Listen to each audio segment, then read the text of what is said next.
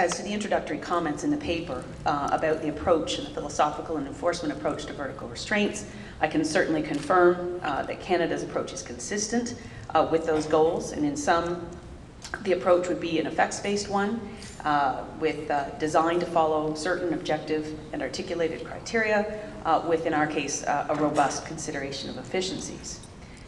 So I'll just give you a very, very brief, I promise, tour of the Canadian landscape with respect to the legislative and enforcement elements. There's a general provision directed at conduct that is an abuse of dominance.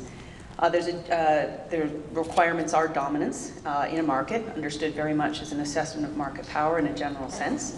A requirement that there be conduct that constitutes a practice of anti-competitive acts, and there's a non-exhaustive list of some of those acts, leaving discretion to, we have a specialized court, at least at first instance, that deals with these issues, but for them to expand upon conduct that could be considered anti-competitive.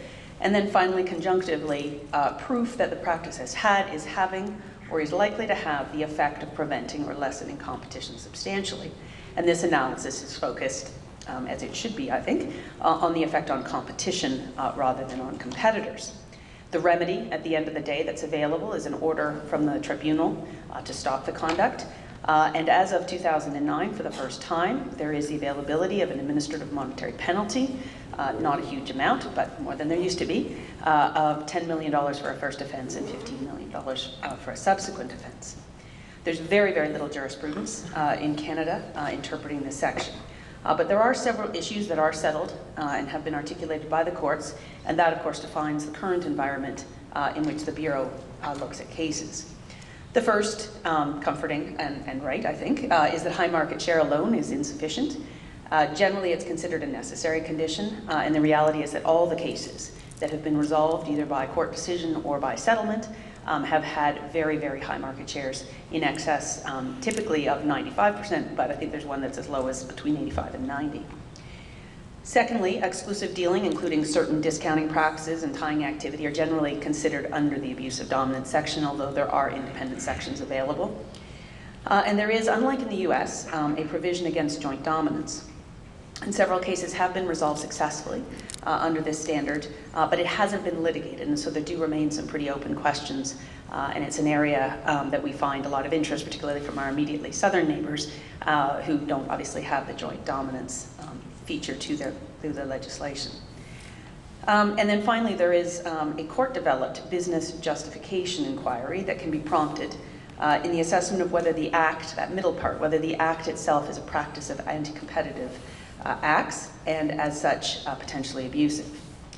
The Bureau has enforcement guidelines, and I'd start with just a little reflection that I think might be just interesting from the perspective of another jurisdiction that maybe wasn't as early out of the gate as Europe and the United States. Canadians love to say how we had an act before the United States did, and indeed that's true. We did have an anti-cartel provision in 1896 or something, but the reality is we haven't had nearly the history of jurisprudence, nearly the history of enforcement that the Americans have had or that the Europeans have had. And so I make this reflection just in the context that it might be helpful to a much larger jurisdiction, but a jurisdiction that equally may not have had as much jurisprudence. And that is that there seems, and I don't know if it's a cultural bias or if it's really just a response to pressure from the international antitrust community, but there has been a tendency in Canada, and this is just a personal reflection, but to introduce into our legislation or into our guidelines ideas perhaps before their time, to jump ahead of ourselves in terms of our maturity and our experience with having explored particular ideas or enforcement practices. And so I can think of an example, not at all in the vertical restraints area, but in mergers. In 1986, the Canadian Parliament introduced an explicit efficiencies defense to mergers that are anti-competitive.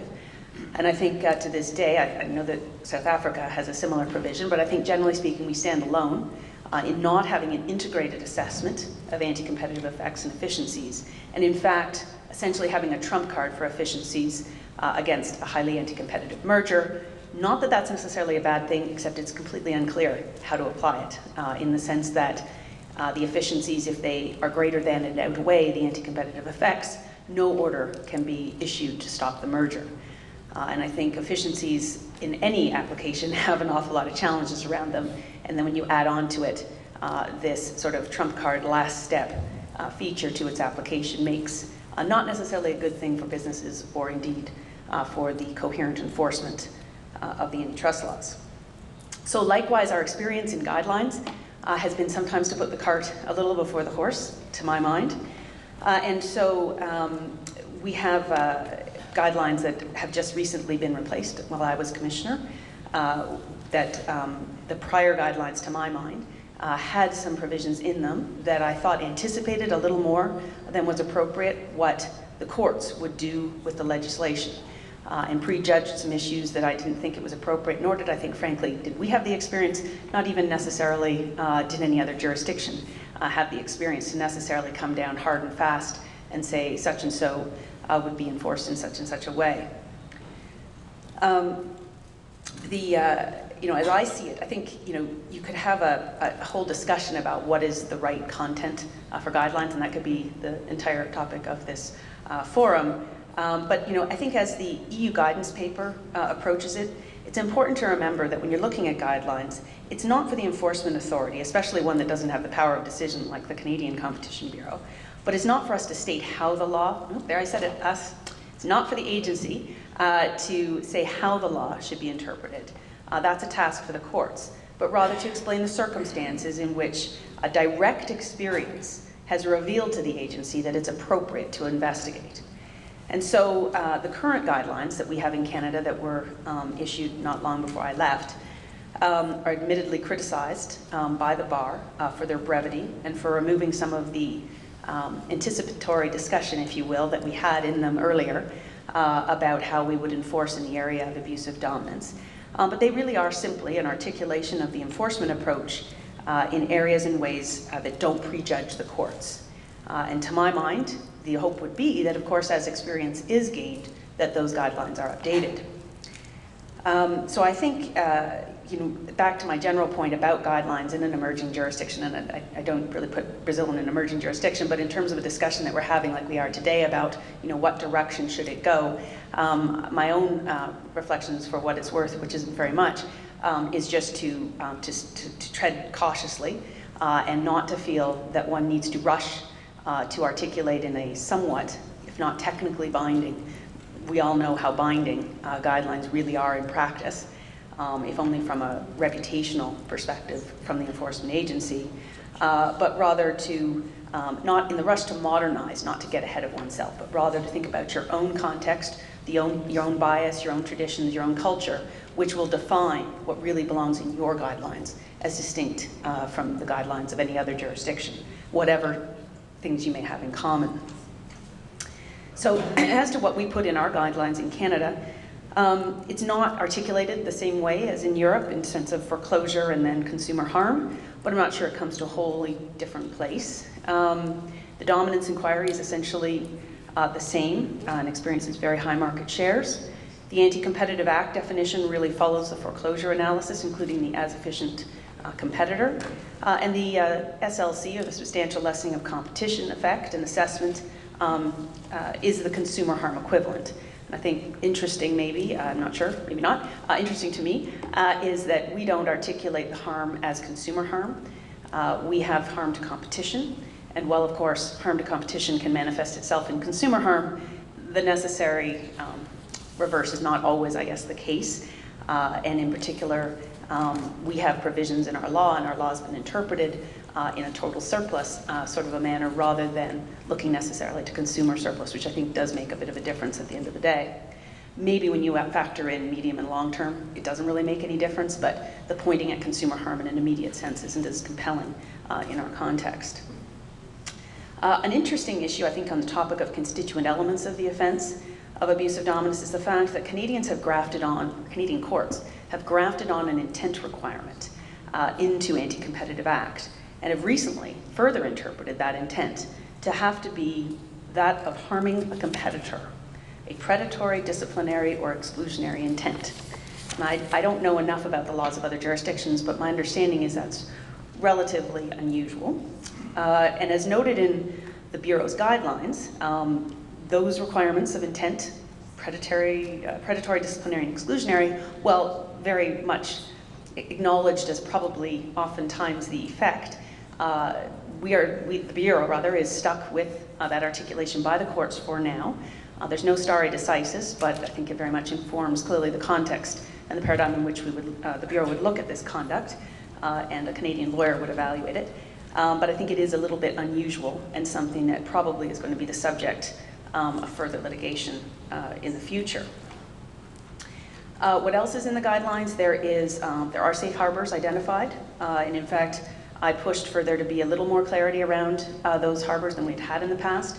So we have a market share below 35%, generally not going to prompt further investigation between 35 and 50, not generally unless it appears that it's likely to increase the market share through the alleged anti-competitive conduct in a reasonable time frame, and then over 50% market share more likely to be investigated. And in the case of a group of firms, we have a 65% market share, sort of below 65%, probably a safe harbor for you. Turning then just a few reflections on the paper and questions that were prompted to me anyway by it. The first is the attention paid to how to integrate a coherent and principled assessment of efficiencies into an evaluation of the overall effects of a vertical restraint. Now, the challenges of the efficiency inquiry in this context is not unique to this context, of course, although perhaps here, more than in some other contexts, at the outset there is more of an acknowledgement of how essential the efficiencies inquiry is into the type of conduct which only exceptionally can be found to be anti-competitive. So be that as it may, I think the challenge to quantifying and indeed allocating the burden to quantify are very significant issues, and they need to be acknowledged. And in my respectful view, I don't think any agency has as yet found the right approach to efficiencies in all circumstances. The intention, I think, is very clearly there, and we certainly all talk about efficiencies a lot, agencies and private parties and the bar alike. But I think the frailties of the economic exercises on which the evaluation of efficiencies, the expectation of realization of the efficiencies, the dependent nature of the efficiencies on the conduct, all of those exercises have sufficient frailties to them that I think it is misleading to suggest that anybody has any certainty or confidence about how those need to be applied in all contexts. In Canada, in the area of abusive dominance, as I mentioned, the courts have actually introduced a so-called business justification assessment into the determination of whether the conduct is anti-competitive. Not only then have they integrated this intent idea, but they've also elaborated upon one way of establishing an intent that is sufficient to immunize the conduct.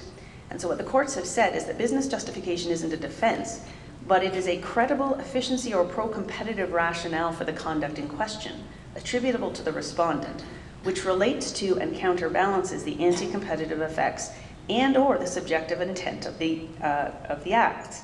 And so efficiency seemingly can rebut the grafted upon intent requirement to constitute a potentially anti-competitive act that does have net anti-competitive consequences.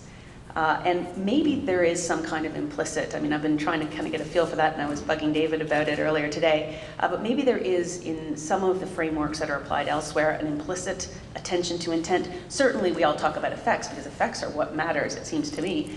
And maybe there is an implicit or just kind of there in the background idea about what is the respondent really intending to achieve by this conduct. But to my mind, in any event, it is a little misplaced in the context of where all we should really be concerned about at the end of the day in the civil context is the effects. In any event, it seems in Canada, oddly perhaps, that in this particular case, we're not quantifying the efficiencies as something to be counterbalanced as against the anti-competitive effects, but rather we're using it to define whether there was an anti-competitive act in the first place. Maybe that doesn't make a whole lot of difference. Maybe, possibly, there's actually 2 kicks at the can in Canada, which maybe that's a good thing, so that we really do probe into what are the effects per se of the particular conduct. But I do think it's a difference that again may over time get a little bit more elaborated upon. And again, I guess that just again brings me to a point for a jurisdiction that has less jurisprudence. Brazil probably has more than we do, notwithstanding it's been a shorter period of time, but it is that when you have broad language, and I think generally speaking we would all agree it's good to have broad language in your legislation that at least can accommodate, and certainly in the case of Brazil, in this case, accommodates an effects-based approach. The difficulties, and it's iterative, is what will the courts do with that, and then what will the agencies do with that, and then what will the courts do with it, and what will the agencies do with it. And so, again, I kind of come back to my slow and steady philosophy that I think one can rush too quickly to be modern and to provide certainty, when in fact I think that certainty is illusory, because you don't control the courts, at least we don't in Canada, and I'm quite confident you don't here. And so therefore, you're going to, by definition, I think, have even more bumps on the road if you try to sort of jump to certainty rather than let things take a little bit of a natural evolution. What is essential, and we were chatting about this at lunch, Antonio and I think, is that you have the kinds of dialogue you're having here today.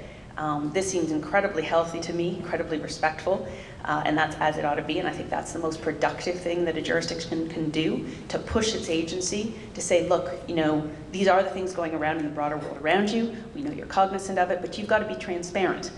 Even if you don't know yet how you're going to come down on, certainly in a particular case, but even in general, in terms of your enforcement approach, you need to be transparent and you need to listen to this dialogue that we are stimulating on the academic and the FARS front.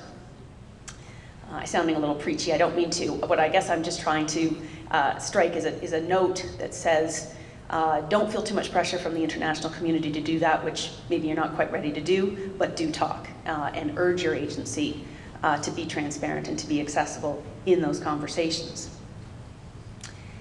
I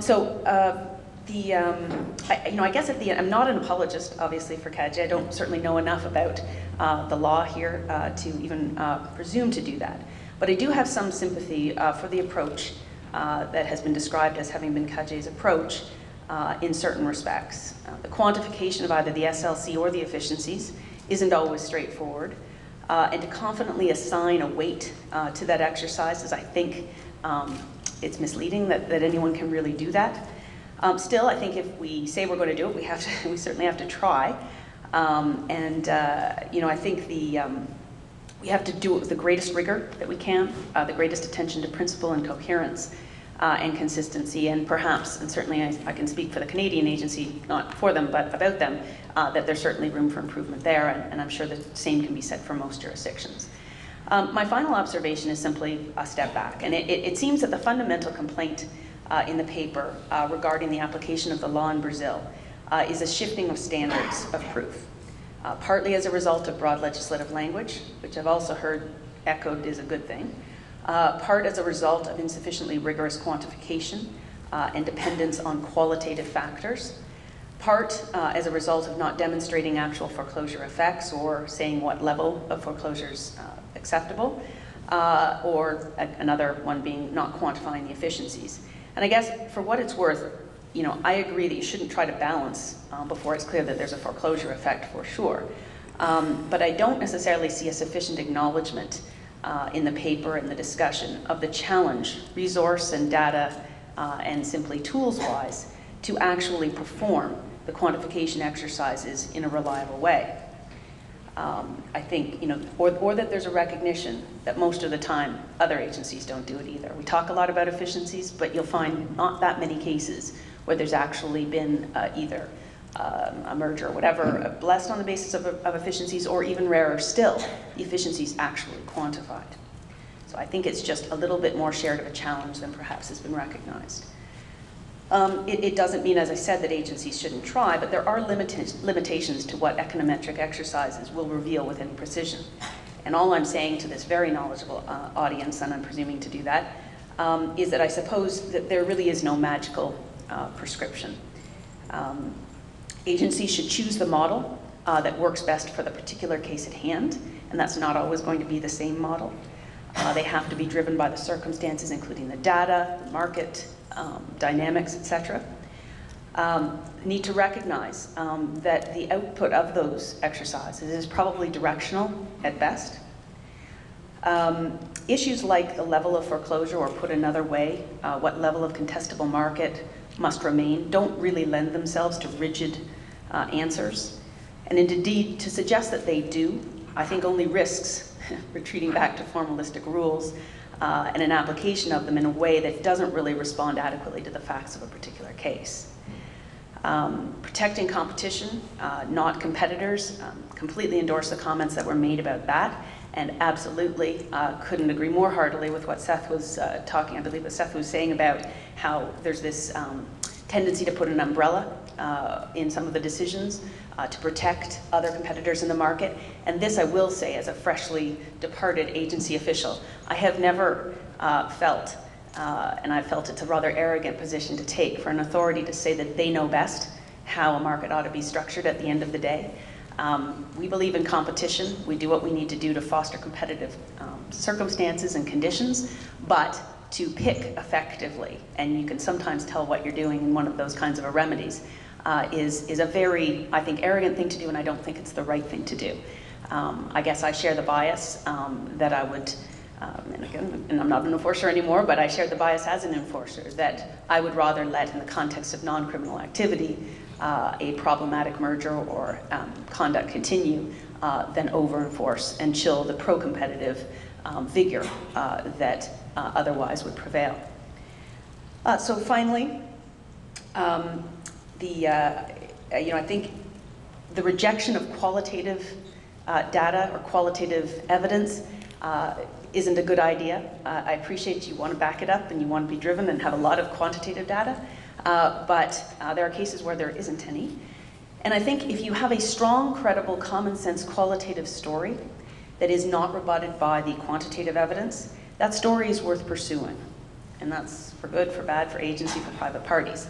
I don't believe that it necessarily means that an agency has opted for a form-based approach or thrown up its hands to arbitrariness simply by looking at qualitative data. Perhaps I overstate what was said in the paper, but I do believe there's real value to that. And I think, as long as we all are subject to generalist judges, we're going to have to be making common sense stories that make sense to individuals who are smart but are just intuitively following their common sense rather than fancy econometric models. And so as long as that is the case, it's going to continue to matter that you have that qualitative evidence, at least as corroborative, but sometimes even taking on a greater role than that. And so as noted in closing in the paper, it's important to have the capacity in the bar and the academy, of course, as well, to move forward. And all the thoughtful and talented members of the Brazilian bar here have your work cut out for you, but it also strikes me, certainly from the discussions today, as an extraordinary opportunity. Thank you for your patience in listening to me.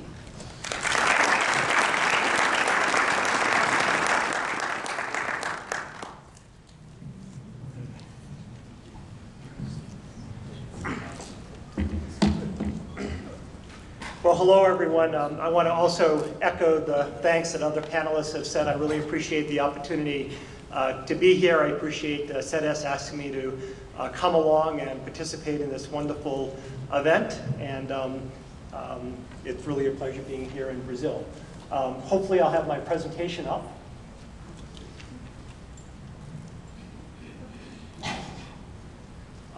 Do we have a presentation?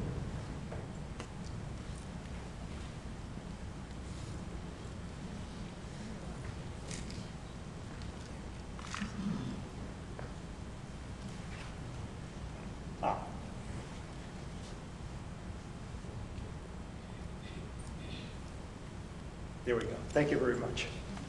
So as Melanie said, the awesome task that we have is we got this incredible paper from Damien and Caio. We've read through it, and the reaction after seeing it. So what do you want us to talk about? So I had to try to think of something that I could share with you this afternoon. So being a specialist in multi-sided platforms, I figured, well, why don't I think about vertical restraints for multi-sided platforms? So aside from just the fact that this is an easy way for me to figure out a way to give you a presentation, there are actually some objective reasons for why we should want to focus on this. So the first reason is the whole issue of multi-sided platforms or two-sided markets. It's a new and it's a rapidly growing literature in economics with really important antitrust implications. I recently did a survey paper. Since 2007, there have been 150 papers written on this topic, many of them with antitrust applications. The second reason is a lot of the industries that we're interested in and that we see in competition policy settings happen to be these things that I'm going to call multi-sided platforms or two-sided markets. So exchanges, media, payment cards, and pretty much any online business, significant online business that you can think of is organized as a multi-sided platform. And then finally, we have lots of cases involving these kinds of businesses. So shopping malls, as I'm going to explain in a few minutes, is a multi-sided platform. Pretty much every media player is, payment cards, search engines, and as I said, pretty much any online platform you can think of. So a large fraction of the stuff that competition authorities are looking at and are focused on in cases actually involve these things called multi-sided platforms. So it seems like we ought to focus on them a little bit. So that's what I'm going to do today. I'm going to talk a little bit and give you an introduction to multi-sided platforms. My guess is many of you already know this, but just in case. I want to talk about the concept of critical mass. You heard Damien and Caillot talk a lot about this problem of vertical restraints possibly reducing the scale that an entrant can get. Well, critical mass is a demand-side effect that turns out to be important for these kind of businesses. I want to talk about a topic that I call platform governance. It turns out that a lot of these platforms I'm going to talk about are basically communities. And some of these vertical restraints are actually governing mechanisms to control negative and positive externalities. And then I want to conclude by just making some brief observations on vertical restraints. So let me start with multi-sided platforms. And I'm going to give you an example of a multi-sided platform in the US that I happen to use a lot. It's in a number of other countries. I don't think it's here in Brazil. But in Boston, when I want to make a restaurant reservation, I don't pick up the telephone and call them. Me and most people, I'd say, basically go online, and there's something called Open Table. Sorry, I'm coordinating between my screen here and that, which isn't connected. So there's this thing called Open Table in the US where you can go online and make restaurant reservations. Large fraction of fine dining restaurants in the US are on this. So you basically go on this, you can find out what restaurants have reservations at the time you want, and then you can make a reservation. So Open Table is acting as an intermediary between people like me that want to go out to eat and people that operate restaurants. Now, let me tell you about the pricing model they use. It turns out that restaurants pay for the servers. So first of all, they have to get a software management software that they install at the restaurant. And then in addition, whenever someone makes a reservation, the restaurant has to pay $1 to Open Table and some other fees as well. But Open Table mainly makes their revenue from the software that the restaurant installs, and then every person who makes a reservation has to pay $1. Those of you who have thought about payment cards and interchange fee cases, you'll see some obvious analogies between this business and payment cards.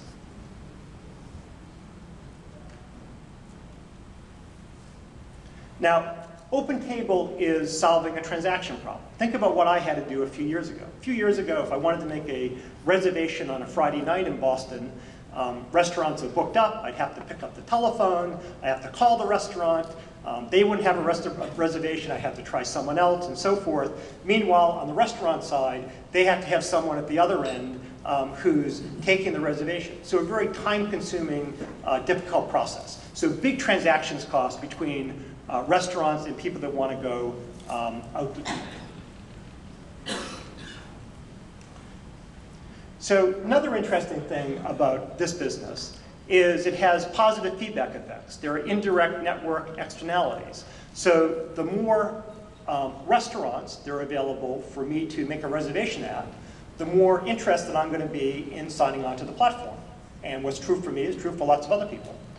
Likewise, if there are a lot of people interested in going to the Open Table website and making a reservation, restaurants are going to be more interested in signing on the platform because they're going to be exposed to lots of people interested in going out to eat, potential patrons. So there are these positive feedback effects.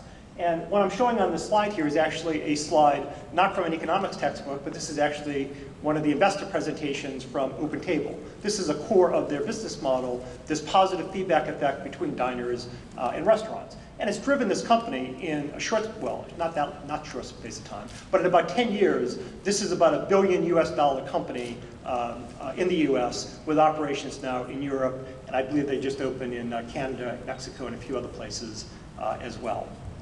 Now, OpenTable is not alone. It turns out that if you think about what I just went through, there are many, many other businesses that are organized just the same way. They're acting as intermediaries between different groups of customers. So let me give you some examples. So the Apple operating system, which resides obviously on iPhones, connects users, application developers, the people that write all those applications on your phone, and MNOs, because Apple is also dealing with the mobile operators. Google Search, well, that's an intermediary between people like us that are engaging in searchers, advertisers that put those advertisements on the right-hand side, those search ads, and then websites, because basically Google is going out there and trying to get websites to enable Google to more effectively crawl their sites and therefore be available to the search engine.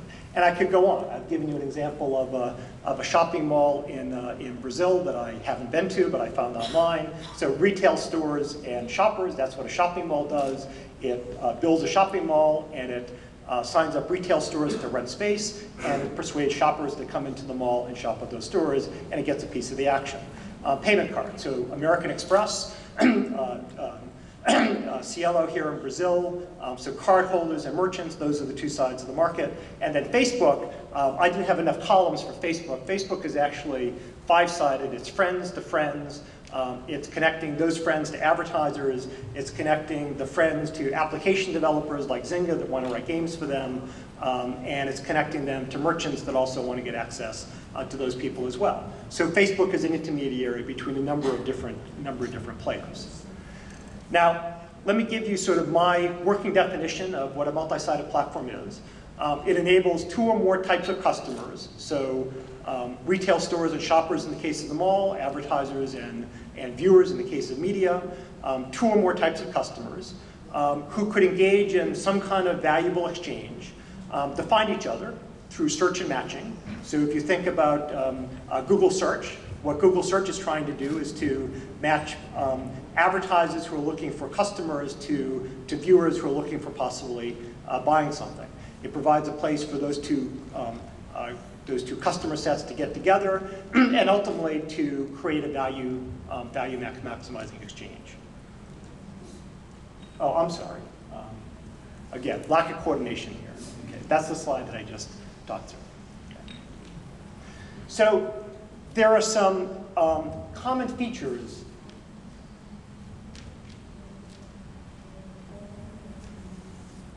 There are some common features to these platforms that turn out to be really important for the economics. So one we've just talked about. There are these positive network effects. Those are very important. The second thing that's very important and very interesting about these platforms is if you look at many of the ones that I just talked about, they have an interesting feature.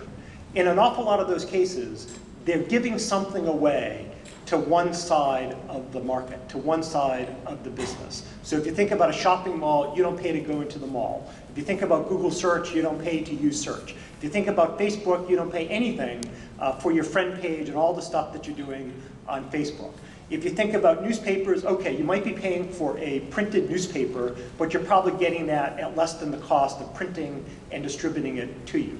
So what tends to be true for these kinds of businesses is they have a money side that's generating really the profits for the business, and then they have a subsidy side. And a lot of the business is really getting the customers on the subsidy side onto the platform so you can make them available to the money side. Think about free TV.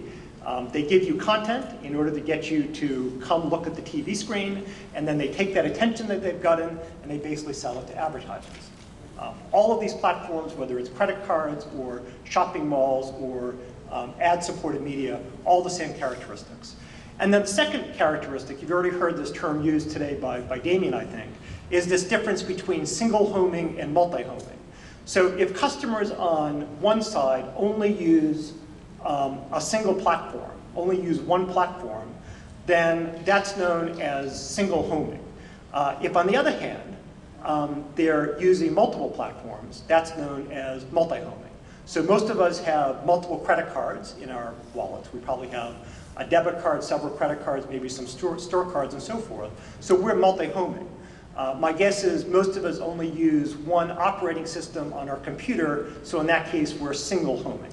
It turns out that this notion of single versus multi-homing has really important consequences for how competition works in these businesses, and in particular, if the way a category, a business is constructed is that consumers tend to single home, that they only want to use one, then those consumers are very valuable, because the only way the other side can get to those consumers is to go to the platform on which those consumers are.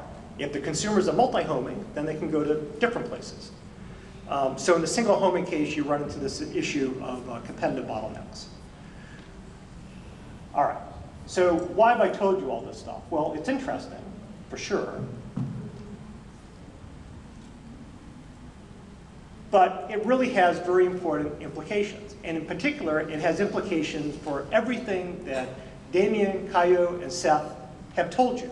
So they talked about economic models, the Chicago School, the post-Chicago School, and so forth. Well, it turns out that most economic models and most tools that are used in antitrust and industrial organization don't factor in the interdependent demand, the indirect network externalities between the multiple customer size that characterize the set of businesses that I just talked about. And it turns out that that interdependence between the demand on one side and the demand on the other side turns out to be extraordinarily important for the results that you get from the economic models. And therefore, if the model hasn't accounted for that, it's what economists would call misspecified. And what you can think of intuitively is I probably really can't trust that model because it's not capturing a really, really important feature of the business. So a lot of the papers that I mentioned to you at the outset that economists have written over the last decade, this is an area that started about 2000, a lot of the papers that economists have written have focused on the extent to which the results that we get in standard single-sided economics applies to this universe of multi-sided businesses. And the news isn't good in terms of being able to rely on the old literature. So it turns out that we know in the case of market definition that SNP tests, upward pricing pressure tests, they just give the wrong answer for multi-sided platforms. I mean, they're just mathematically not correct. And you can pretty much tell what the bias is in the test, depending upon how you're applying it. Your market definition could be too broad or it could be too narrow. But you can sign it, and the standard results are simply wrong. So let me talk about the models of exclusionary practices that we heard about today. So the Mike Winston model, for example, on time.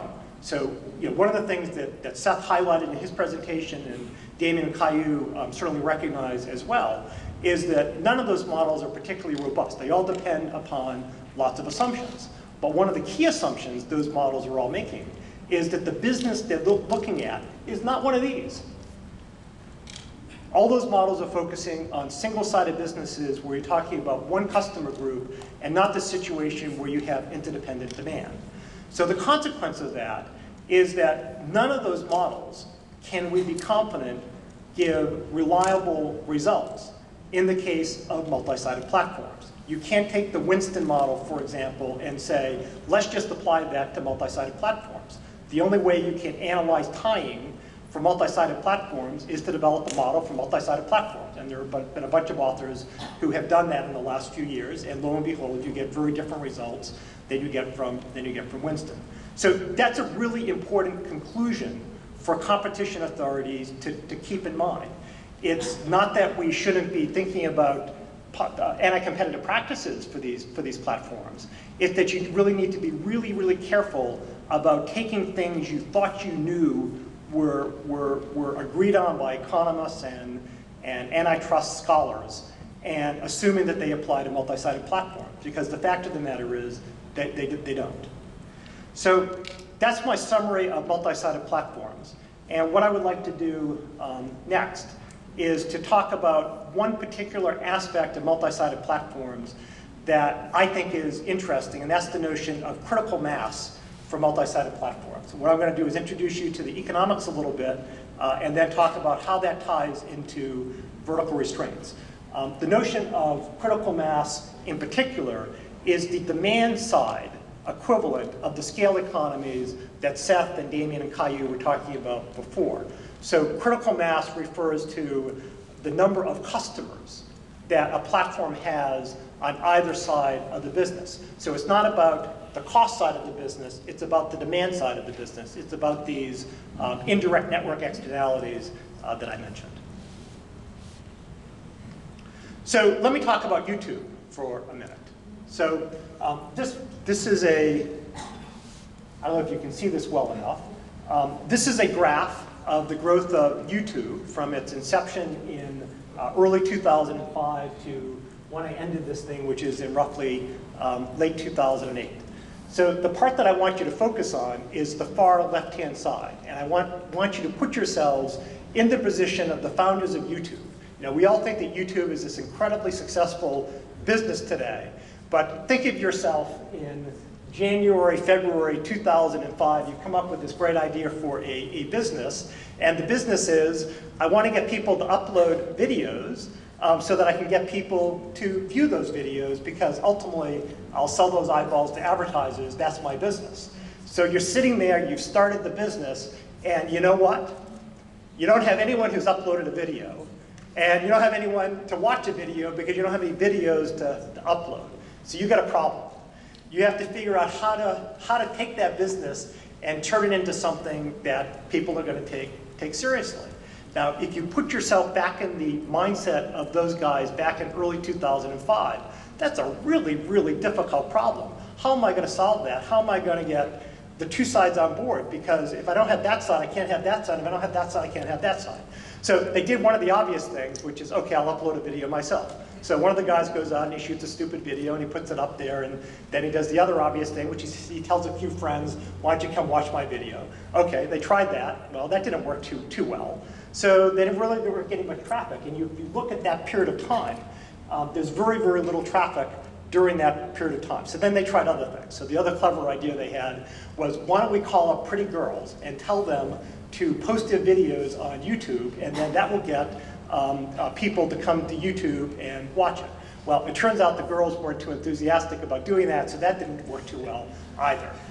Then they tried a bunch of other strategies, and eventually someone came up with someone actually, not them, but someone actually realized, hey, YouTube is a place where I could tape actual TV shows and put them up and then tell my friends to go watch them.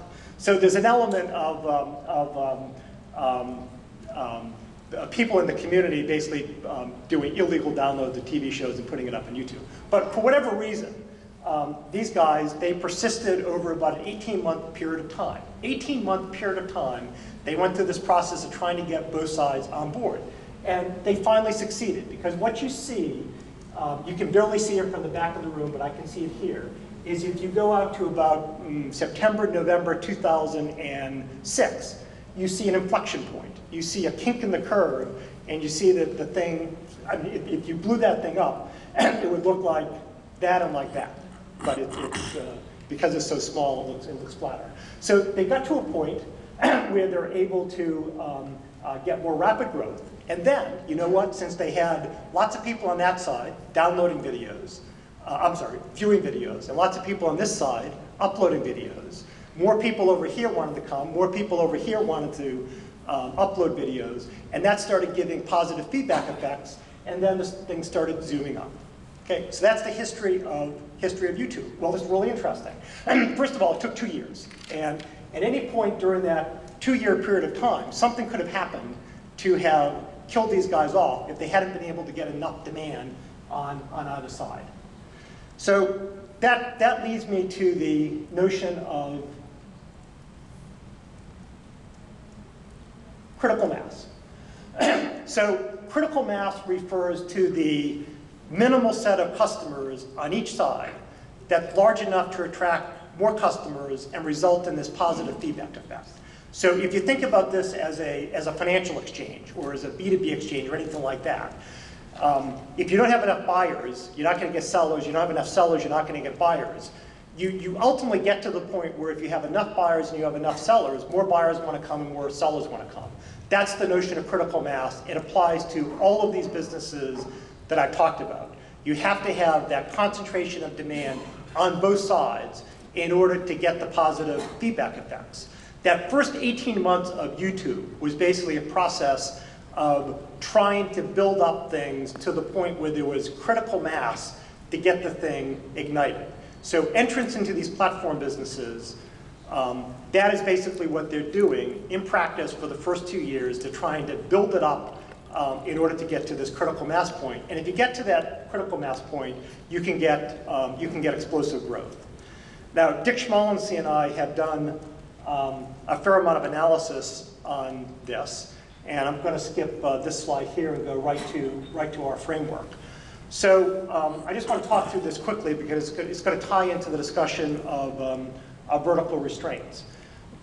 For these platforms, what you typically have is some combination of customers on the two sides, where if you get to that point, that's critical mass, that's enough to generate these self-perpetuating positive feedback effects. That's that curvy line, C prime to C double prime. What you're trying to do and what YouTube did between 0 and getting to some point like C star on there is to get each of the sides, should be A on the vertical and B on the horizontal, getting both of those sides on board. So the process is trying to get up to that line of critical mass where you have enough of both sides on board that you get the positive feedback effects. So that's called the initiation stage. The initiation stage where you're trying to get up to critical mass. Once you get to critical mass, the platform ignites. And then you start getting these positive feedback effects that leads it off to self-sustaining growth up to some kind of long-run equilibrium. Now, so to get to critical mass, there are really two things. It's getting both sides on board. So if I get a lot of buyers but no sellers, I get a lot of sellers but no buyers, I have a problem. So I need both. Have to have both. But in addition, I have to have the both in the right proportion. So if I don't get both of them in the right proportion, and you can think of this for any kind of exchange market, that's not going to be a very attractive market unless you have the right proportions of the two sides. The other way to think of this is any kind of dating environment where men and women want to meet. If there isn't the right proportion, the chemistry just doesn't kind of work. So if you think about YouTube,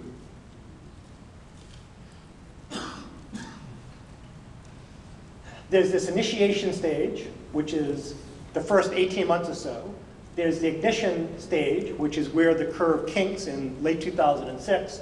And then there's rapid growth, which is the following part.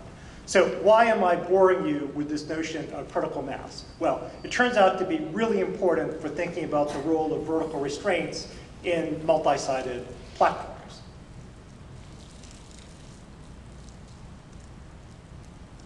So let me spend a second just talking about how you get to that point of critical mass. Well, there are lots of tactics that an entrant would want to engage in to do it, but in reality what happens is there are going to be early adopters, people who just like to try new things. There are going to be customers who see something like YouTube and say, well, that's incredible. That's exactly what I was looking for. So these are customers that place a high value on it.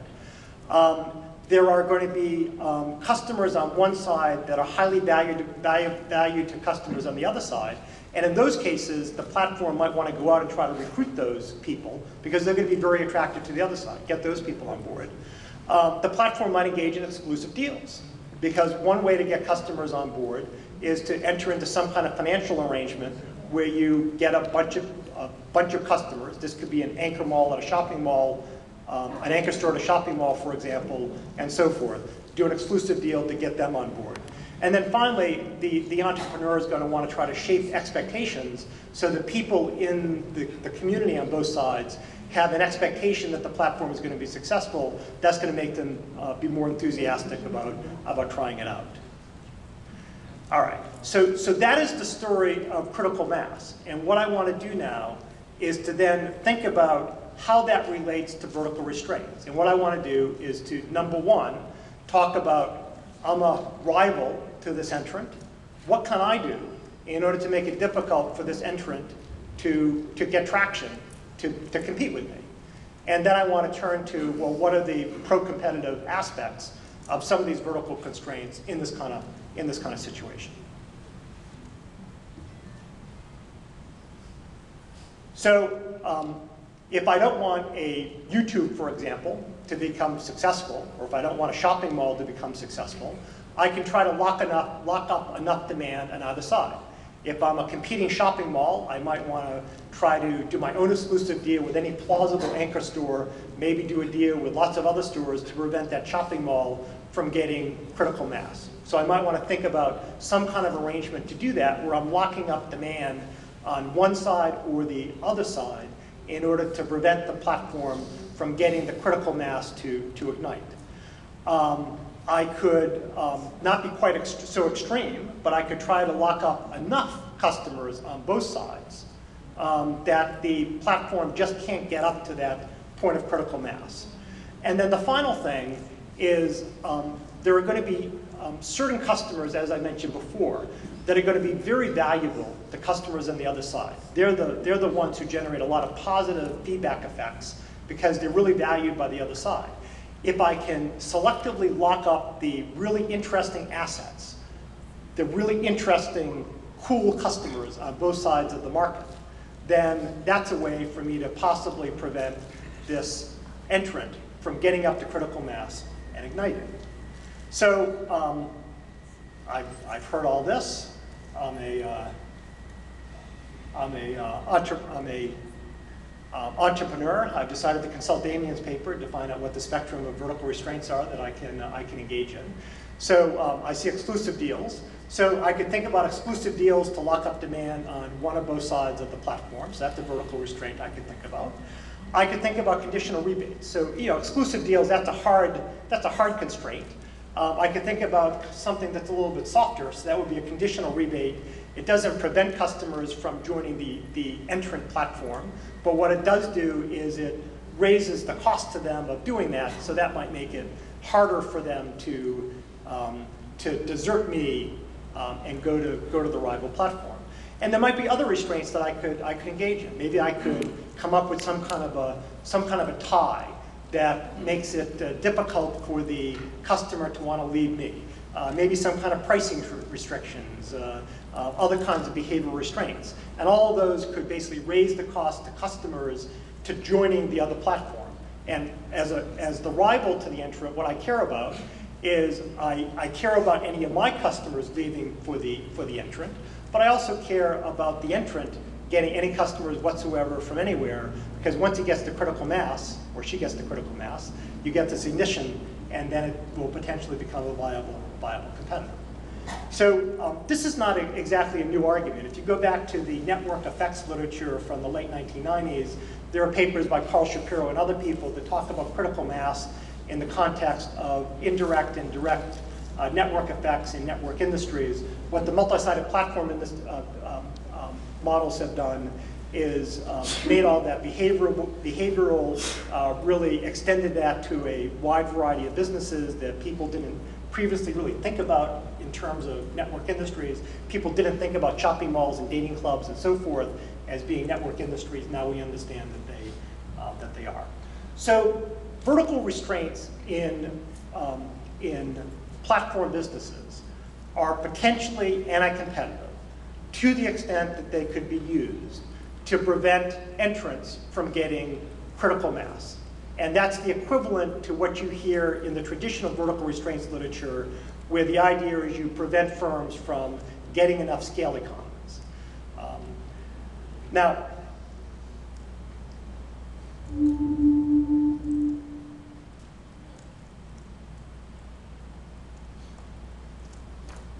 Now, it turns out that there are pro-competitive explanations, not surprisingly, for vertical restraints. So if I'm an incumbent platform, exclusive deals could benefit my customers. My customers know that when they come to my platform, that those particular customers will be there on my platform, and therefore when they come to me, they can be guaranteed that they're going to be there. So that's a benefit to my customers, and it makes my platform more valuable, not just more profitable, but a more valuable platform. So exclusive deals could actually be pro-competitive because they give customers on the other side the assurance that there are going to be certain customers available to them when they come to the platform. Exclusivity reduces the platform risk. So just as an entrant wants to get to critical mass, an incumbent doesn't want to be in a situation where it runs the risk that it's going to be forced below critical mass, because in that case it could basically implode. So if I'm thinking about investing in my platform, that's a real risk to me. So one thing I might want to have is I might want to do exclusive deals just to make sure that I don't run the risk of having my indirect network effects, my positive feedback effects, go in reverse. I think there's a free riding argument. So if you think about starting a new platform business, think about YouTube or early payment cards or anything like that. This process of going from nothing to actually getting to critical mass, it is hard. It is incredibly hard. So what I didn't show you for YouTube is the 40 or 50 other businesses that came in at the same time that have lines that look like that. It's a really hard thing to get up to that critical mass point.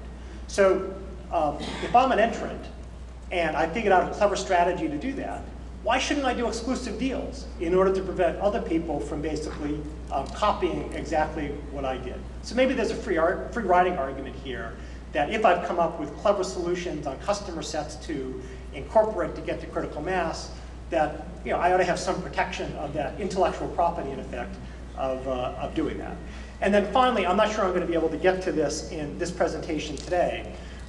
Imposing restrictions on customers on one side has the possibility that it could benefit customers on the other side. And this turns out to be a topic that's very important in the payment card cases. In the payment card cases, there are no surcharge rules, there are honor all card rules, there are all sorts of restrictions on things merchants can do. And the traditional interpretation of that is that those are anti-competitive restraints that's making it harder for the merchant to work with a competing payment card system. Well, the other interpretation of those things is that they increase the certainty and the value of the card brand for the consumer on this side, and that's why they're being imposed. So there's a pro-competitive explanation for that. All right.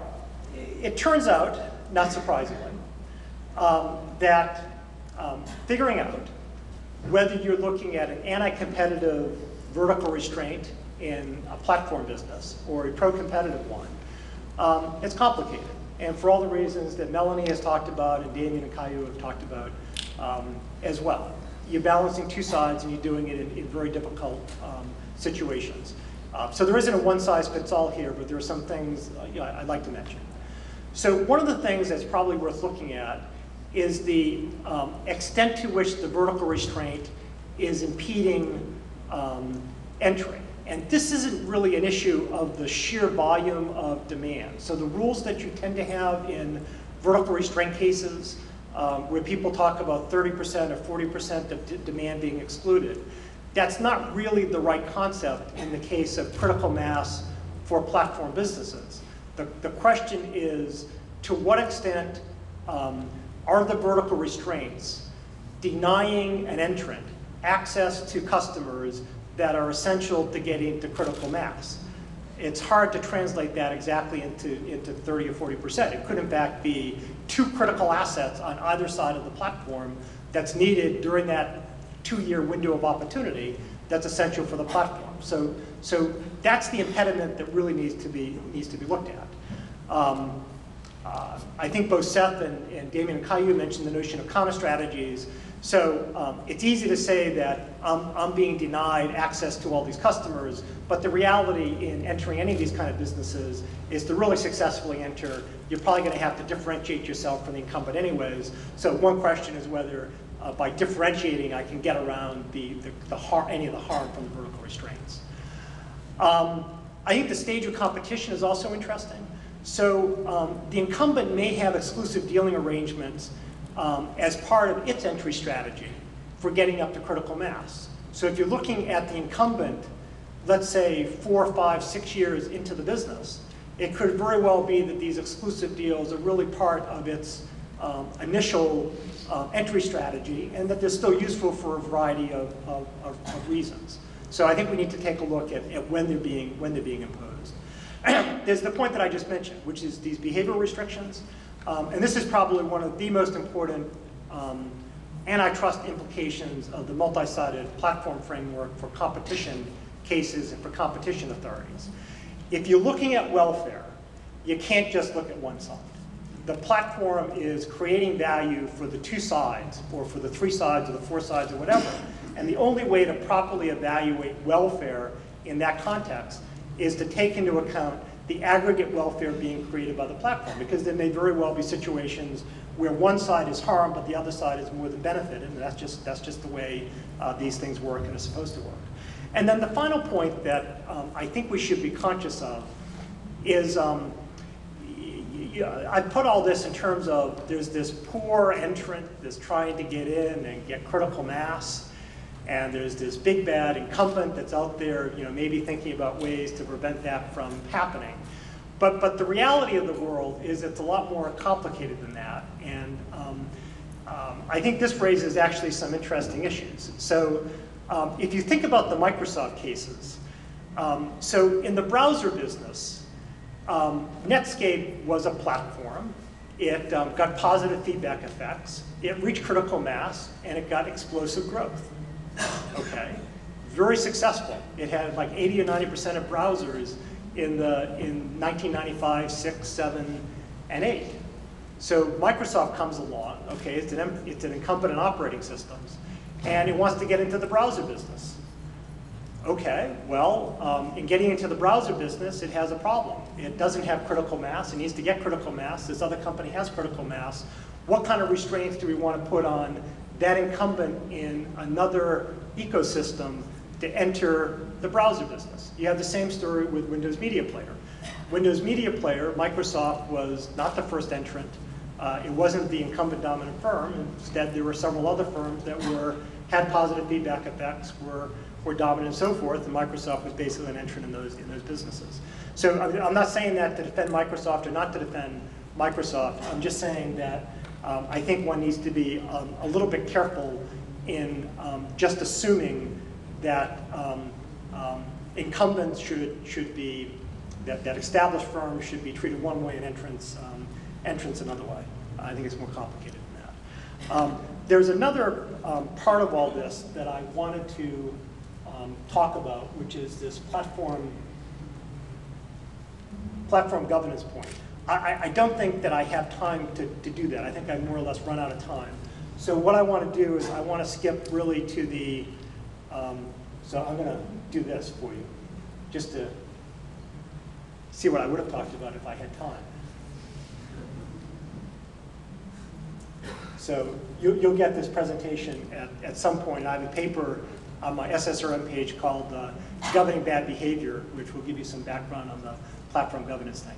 But what I like to do is to just conclude by just talking about a few things. So I think when we're talking about vertical restraints for platforms, there are several things that we ought to be conscious of. We ought to be thinking about the extent to which the restraints preclude strategies that are necessary for reaching critical mass, and whether they're effective counter strategies. And again, that's a very nuanced examination of what's necessary in reality in a platform business to get to critical mass and to ignite the business. Second of all, I think the restraints are more likely to be residues of pro-competitive strategies if we're talking about early stages of industries, and are still likely to provide efficiencies during that period of time. Third, and again, absolutely essential point for competition policy analysis, you need to look at the benefits and costs on all sides of the platform in order to assess the welfare effects. The part of the presentation I didn't get to is this issue of the role of the vertical restraints in managing externalities. So you need to think of these platforms as essentially communities. So these platforms have several interested groups of customers. So if you think about eHarmony, which is a online dating site in the US, has to worry about men and women. If you think about search platforms like Google and Bing and so forth, they have to worry about the people that are doing organic searches, they have to worry about the advertisers, they have to worry about the websites that they're trolling and so forth. And those groups don't always have the same interest, and they have to figure out ways to both generate positive externalities, but they also have to think about ways to inhibit members of one side from doing things that are harmful to members of the other side. And that leads to restraints, rules, and so forth that all these platforms happen to have. And we need to really be conscious of the possible role of those in creating efficiencies for the platform. And then finally, and unfortunately, this is a message that really is unfortunate, because I have to tell you that you just cannot rely on everything you've learned and read and that's in the existing economics literature. I wish it was true, but it just isn't true for these multi-sided platforms. There's no reason to believe that the result of economic models that don't actually consider the interdependent demand between these multiple sides are going to have results that hold for these multi-sided platforms. And we now have a growing literature that documents increasingly persuasively that in fact the models for single-sided businesses don't apply to multi-sided platforms. So if you're looking at a multi-sided platform, you need to recognize it's a multi-sided platform, and you need to do the proper economics for a multi-sided platform. You can't just take the square models that have been developed in some other context and try to insert them into the round hole of multi-sided platforms. Not an analogy that really made any sense there, but in any case, perhaps a good way to end my talk. Thank you very much.